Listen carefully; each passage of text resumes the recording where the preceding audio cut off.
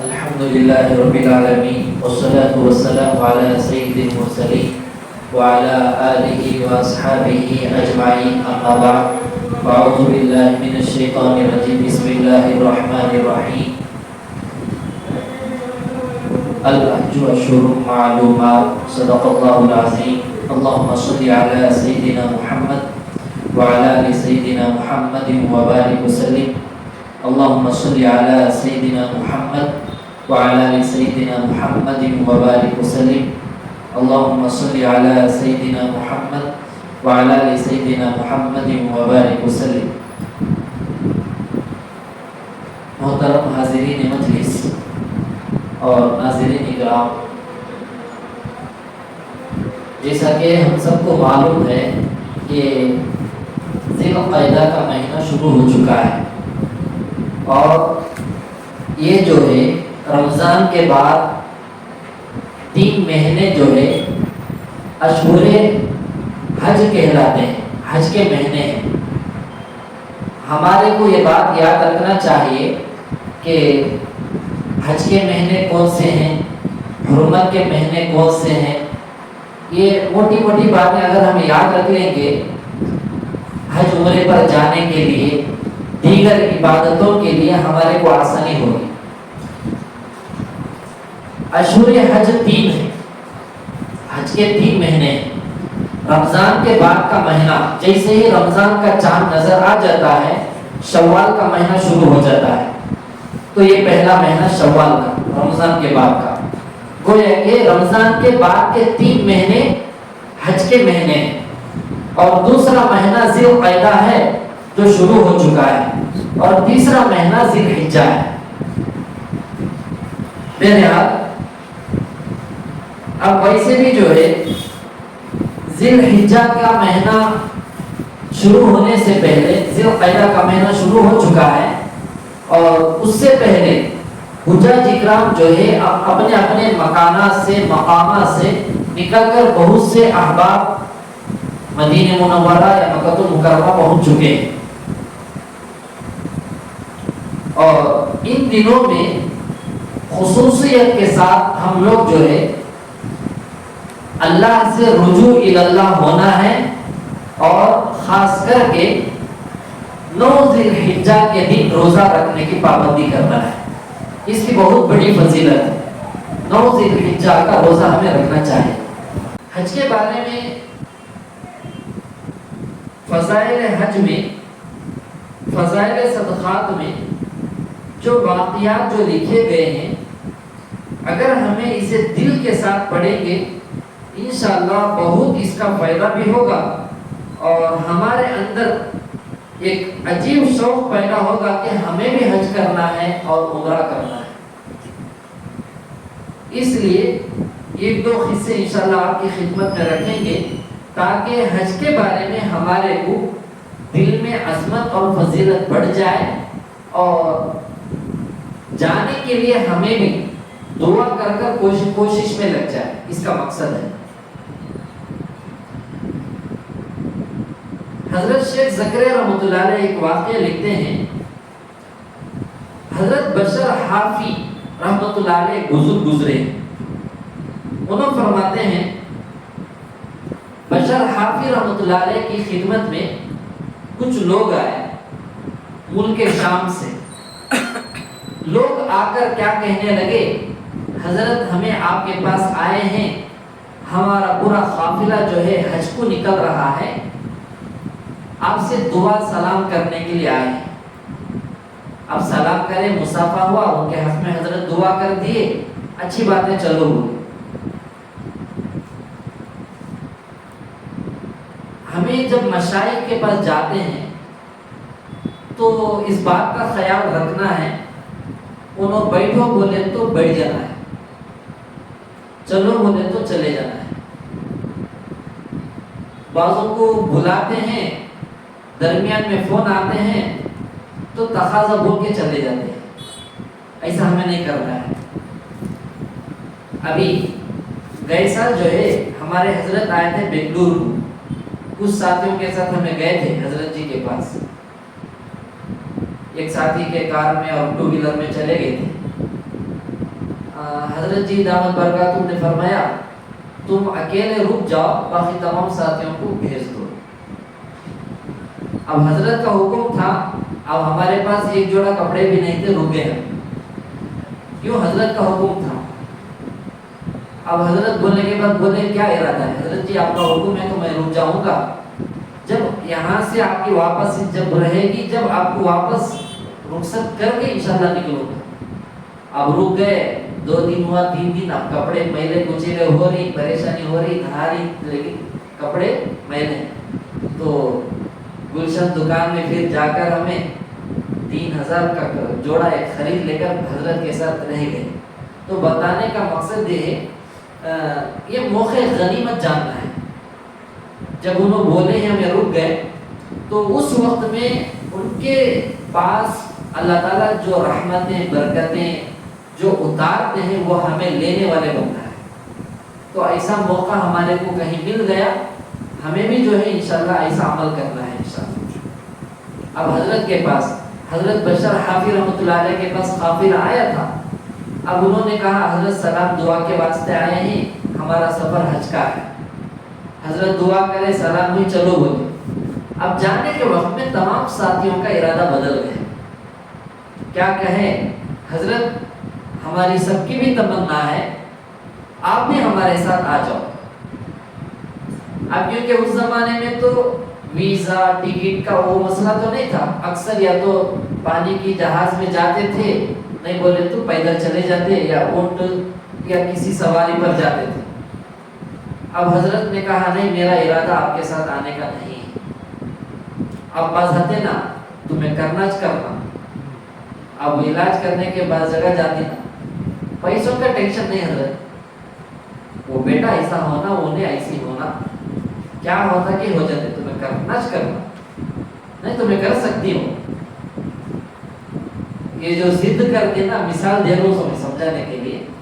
اب انہوں نے حضرت انکار کر دیا، نہیں میں آپ کے ساتھ نہیں آ سکتا۔ اب پورے لوگ بولے آپ آئے تو ہمیں جاتے، نہیں گا تو نہیں جاتے۔ اب جب ان کا اتنا اصرار رہا تو حضرت نے کہا چلو بھائی، جب آپ اتنا بول رہے ہیں تو چلو میں بھی چلے، میں آپ کے ساتھ ہو جاؤں گا۔ اب کیونکہ حضرت کے پاس تو کچھ نہیں تھا جانے کے واسطے، اب قافلہ جب بلا رہا ہے تو ان کی ہی ذمہ داری ہے، پورا حضرت کا خرچہ خدمت پوری ان کی ذمہ ہے۔ اب آگے حضرت 3 شرطیں رکھ دی، دیکھو اللہ والے کیسے ہوتے ہیں۔ حضرت نے کہا اچھا میرے کو تمہیں کیوں ساتھ میں لے کر جانا چاہتے ہیں؟ حضرت سوال کیے، انہوں نے کہا حضرت ہم جیسے لوگ جب آپ کے ساتھ رہیں گے، ہمارے سے زیادہ اللہ کی توجہ اور نظر رحمتیں آپ پر بھی برستے ہوں گے، یقینی بات ہے۔ جب ہمیں آپ کے ساتھ رہیں گے تو وہ برکتیں، وہ فیوز و برکات ہمارے کو بھی نصیب ہو جائیں گی، اور اس میں تمہارے دعائیں رہیں گے۔ ہمارے کو تو مانگنا سے نہیں آتا، تمہیں مانگتے ہمارے کو وہ نصیب ہو جائے گا، اور فیض بھی ہمارے نصیب ہوگا، اور ہمارے کو استفادہ کرنے کا موقع ہو جائے گا، اور وہ بھی حج کے 40 دن آپ کے ساتھ صحبت میں رہنے کا موقع مل جائے گا۔ تو جیسے انہوں نے بات کہی تو حضرت نے کہا میں آؤں گا، لیکن 3 شرطوں کے ساتھ آؤں گا۔ کہا 3 شرطیں میں رکھوں گا، یہ 3 شرطیں اگر آپ کو منظور ہے تو میں انشاءاللہ تیار ہوں، اگر یہ 3 شرطیں آپ کو منظور نہیں ہیں تو میں آپ کے ساتھ نہیں آ سکتا۔ اب ہمیں ہوتے تو کیا شرطیں رکھتے؟ پہلے حضرت کی شرطیں پڑھ لی۔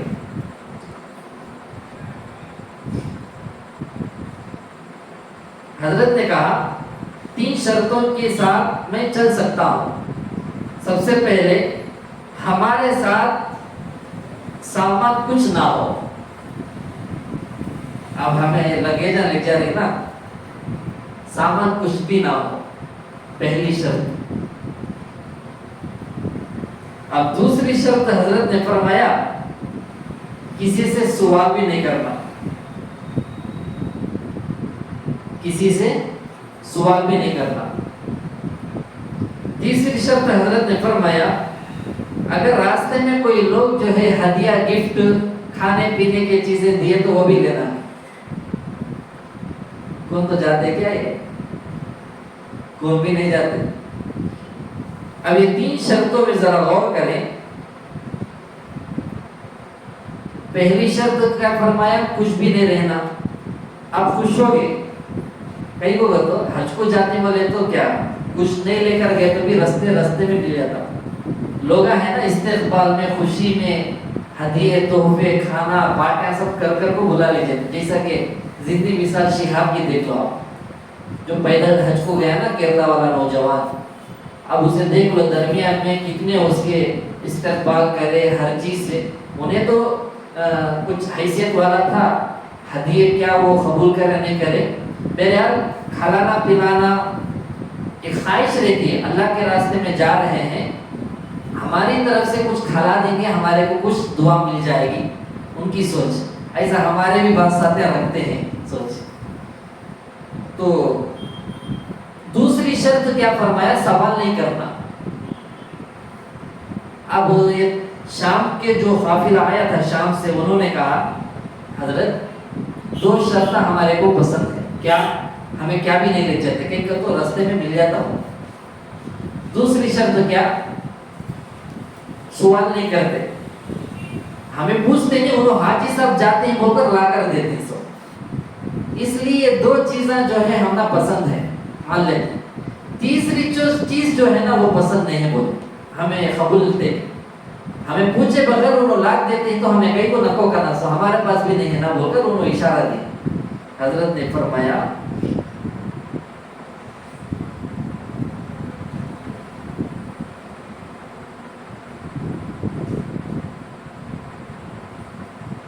فرمانے لگے اس کا مطلب تو یہ ہوا کہ تم اپنے گھر سے دوسروں کے توشوں پر بھروسہ کر کے نکلے ہو. اب کون تو لاکھ کو دیے تو وہ منع نہیں کرنے کا مطلب کیا ہوا؟ اللہ پر بھروسہ نہیں ہے، وہ بھی اللہ کے راستے میں جاتے ہیں. اللہ کے راستے میں جاتے ہوئے دوسروں پر تمہارے کو بھروسہ ہے، ان کے توشوں پر تم نہ اللہ پر بھروسہ نہیں ہے. یہ حضرت فرما دی اس حالت میں تمہارے ساتھ نہیں جا سکتا، مجھے میرے حال پر چھوڑ دو، تم لوگ چلے جاؤ اپنا کام کرو. پھر فرمایا بہترین 3 قسم کے فقیر ہیں. یہ 3 سوالات جو حضرت نے 3 شرطیں جو رکھے تھے اس میں وضاحت فرما دی. سب سے پہلے حضرت نے فرمایا بہترین فقیر وہ ہے جو دوسروں سے سوال نہ کرے. بہترین فقیر، کیونکہ آج بھی ہیں جو نہ کسی کے سامنے تقاضے پیش کرتے ہیں، نہ اپنے مشکلات کو کسی کے سامنے ظاہر کرتے ہیں. رمضان میں ہو، عید کے دن بھی ہو، جیسا بھی ہو، وہ اپنے گھر میں ہی رہ کر وہ عید بنا لے کر گزار دیتے ہیں. یہ سب سے نمبر 1 اللہ کے یہاں مقبول فقیر ہوں گے. دوسرے یہ کہ انہوں لا کر دیے تو قبول کر لینا. ہمیں تو نہیں مانگے، انہوں لا کر دیے تو قبول کر لینا. ہاں قبول نہ کرنا. قبول نہ کرنا کیا ہے؟ انہوں جو ہے ایک روحانیت کے مقام پر انہوں پہنچ گئے ہیں، اس لیے قبول نہیں کر رہے ہیں. اور تیسری شرط حضرت نے فرمایا کہ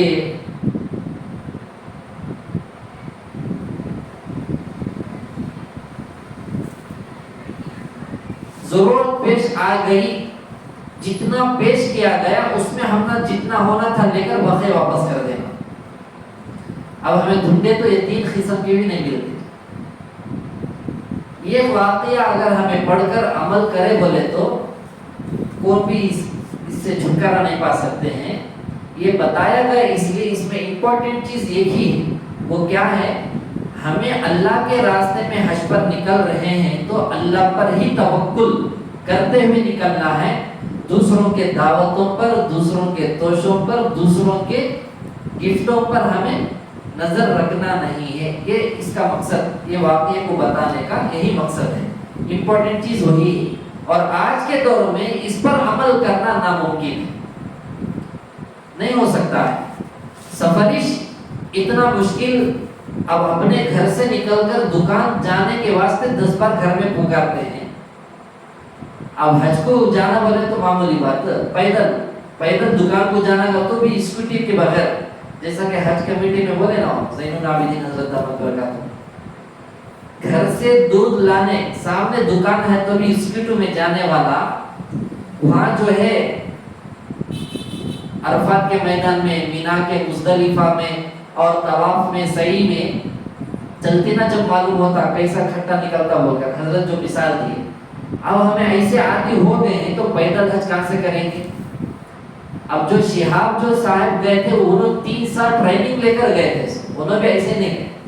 3 سال ٹریننگ کرنے کے باوجود پیروں میں پھپولے اور زخم بن گئے، پھر اس کا علاج کرنے کا گئے. سو یہ واقعے کو بتانے کا مقصد یہی ہے کہ اللہ کے راستے پر جب ہمیں نکل رہے ہیں حج پر تو توکل علی اللہ ہی ہمیں رکھ کر نکلنا ہے. یہاں رک کر ایک بات یاد رکھے،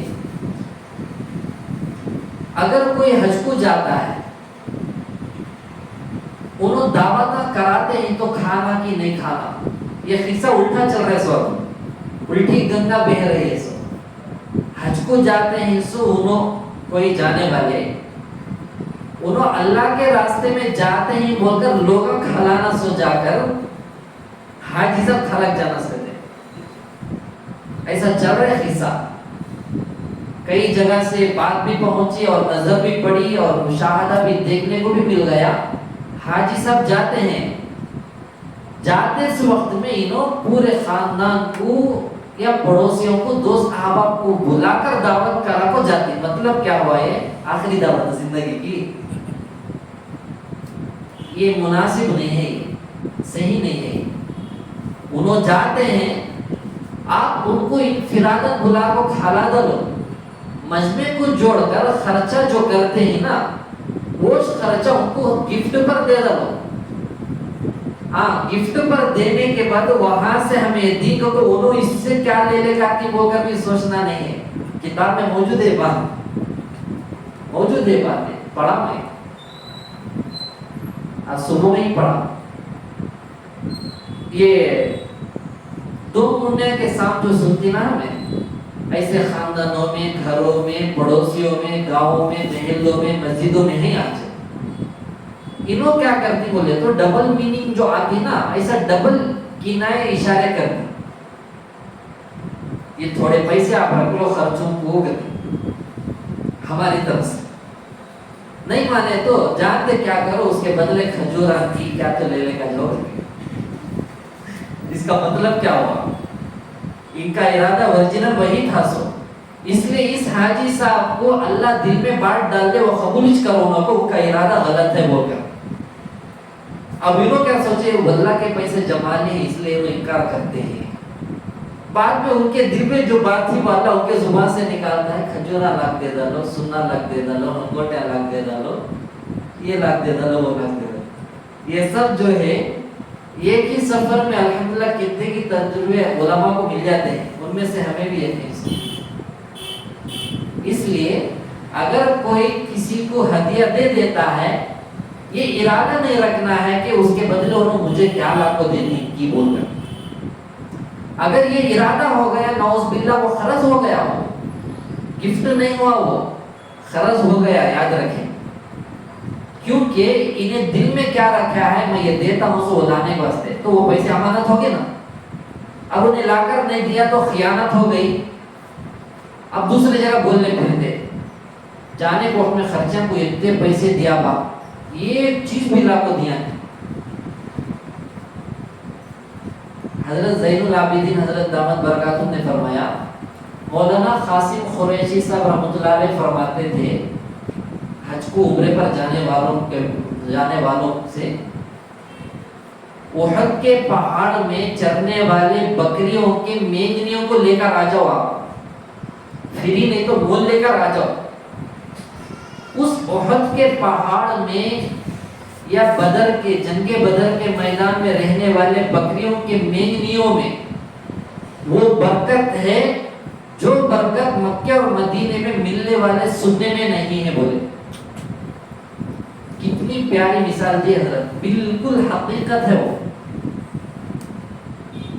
یہ ہمیں کسی کو اشارہ دینے کے لیے نہیں کہہ رہے ہیں، ایسا بہت ماحول بن گیا ہے. اور وہاں سے لانا کیا ہے؟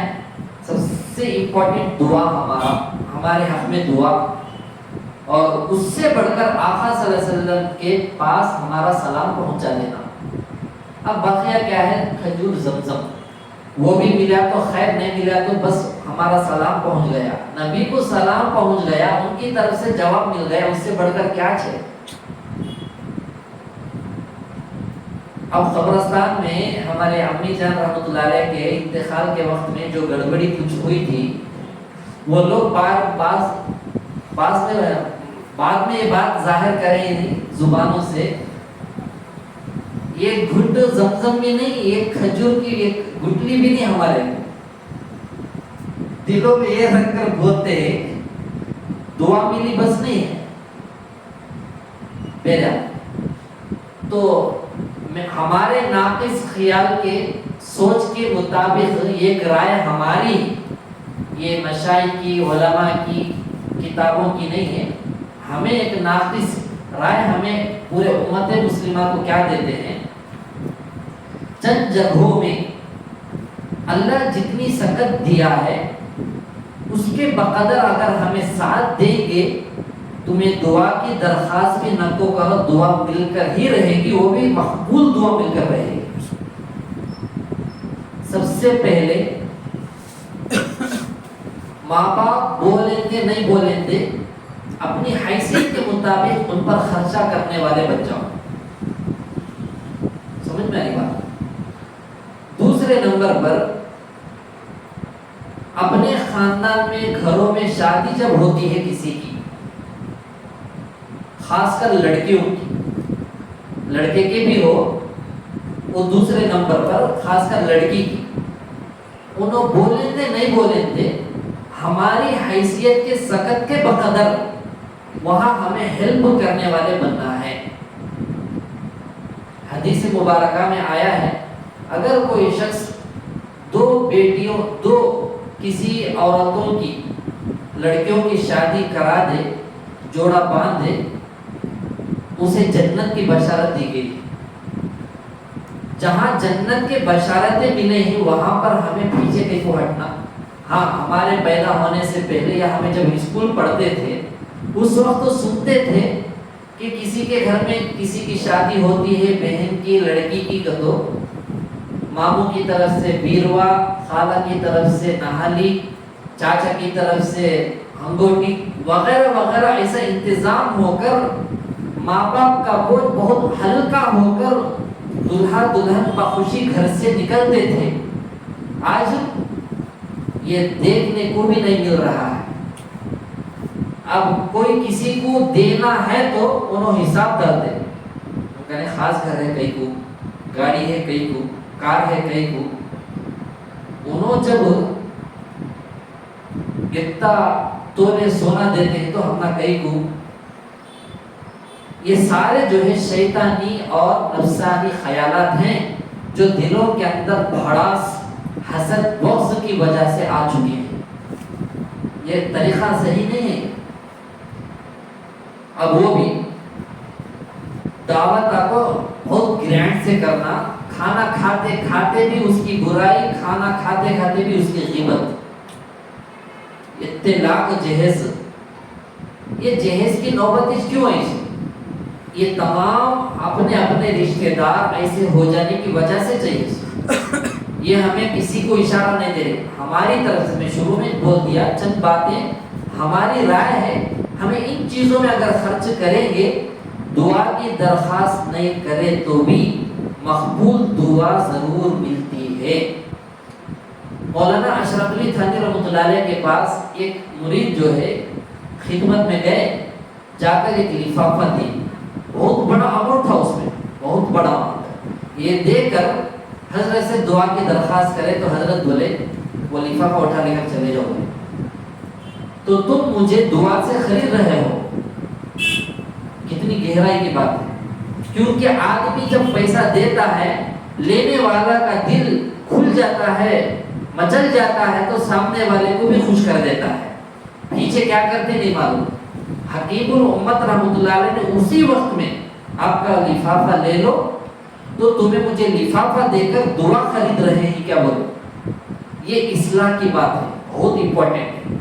حضرت نے فرمایا لفافہ دے دیتے اور اپنا جو بھی اپنی اصلاح کے بارے میں جو بھی سوال کرنا تھا وہ کرتے چلے جاتے، تو تمہیں لفافہ دے کر مجھے خرید رہے ہیں۔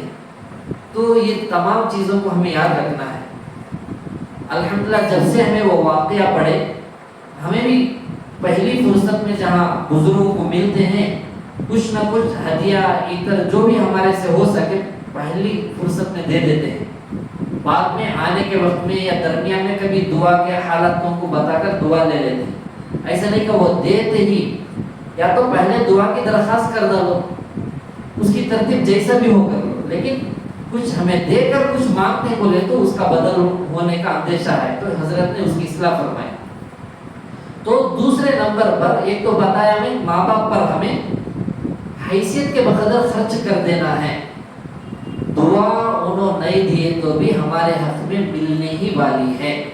اور دوسرا اپنے رشتہ داروں میں کسی جگہ لڑکی کا نکاح کا مسئلہ ہو، شادی کا، وہاں پر ہمیں اپنی حیثیت کے مطابق۔ تیسرا اگر کوئی آدمی سخت نہیں ہے، تھوڑا تھوڑا کر کے گھر بنا رہا ہے اپنے زندگی بسر کرنے کے لیے، اس کے پاس بھی اگر ہمارے پاس کچھ سکت ہے، ایک موٹا دو موٹا سیمنٹ ہی دلا دو، میری طرف سے 2 موٹے سیمنٹ رکھ لو۔ آپ سمجھتے ہیں نا، مسجد کو، مدرسے کو سیمنٹ، اینٹا، کھمبی جو دلانے کا جو ثواب ملتا ہے، ویسا ہی ثواب ہمیں کسی اپنے ضرورت مند بھائی بہن ماں باپ کے گھر مکان کے تعمیری کام میں اگر حصہ لیں گے نیک نیت کے ساتھ، ویسا ہی اجر اس میں بھی ملے گا، بشرطے کہ وہ اس کے ضرورت مند ہو۔ اللہ کے حیثیت والے لاکھوں کے کروڑوں کے رکھ کر گھر بناتے ہیں تو ان کو ہیلپ کرنے کی ضرورت نہیں ہے، ان کو ہیلپ کرنے کی ضرورت نہیں ہے۔ جو ضرورت مند ہیں ان وقفے سے تھوڑا کر کے بناتے ہیں بعض لوگ، ایک دن آدھی دیوار، پھر 1 مہینے کے بعد آدھی دیوار، انہوں پیسے جمع کر ایسی جگہ میں اشارہ دے رہا ہوں۔ اور چوتھے نمبر پر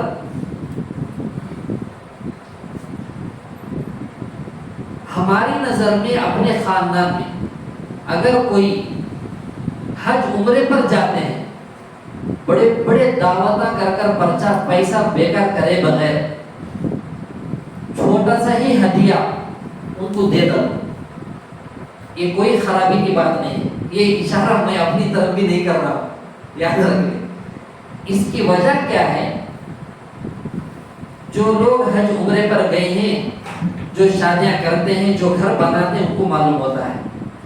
ایک بزرگ کے پاس میں نے کہا، بڑے لوگ جو ہے ایک جملہ بولتے ہیں، ایک مسئلہ چل پڑی، گھر بن کو دیکھ شادی کر کو دیکھ۔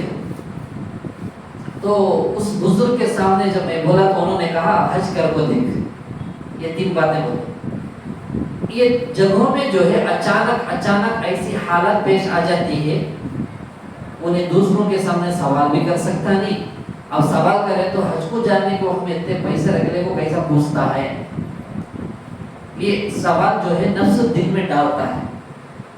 اگر جو اچھے پیسے والے جا رہے ہیں ان کو اشارہ نہیں دے رہا ہوں، جو درمیانی انداز کے، ابھی گئے سال جو حاجیاں جو گئے تھے، ہمارے شہر کے ایک صاحب جن کا نام بھی معلوم ہے اور حج کو گئے، ان کی طرف سے بات ہمارے پاس پہنچی، حج کو جانے کے لیے پیسے کم پڑ گئے، ان کے بھائی بڑے بڑے کروڑ پتی ہیں، 2-3 بھائی، 1-2 بھائی، اب وہ بھی بنگلور کے رہنے والے ہیں، انہوں ان کے بھائیوں کے پاس تھوڑا قرض دو مجھے 50,000 یا 25,000 10,000، میں انشاءاللہ آ کر دھیرے دھیرے پھیڑ لیتا ہوں۔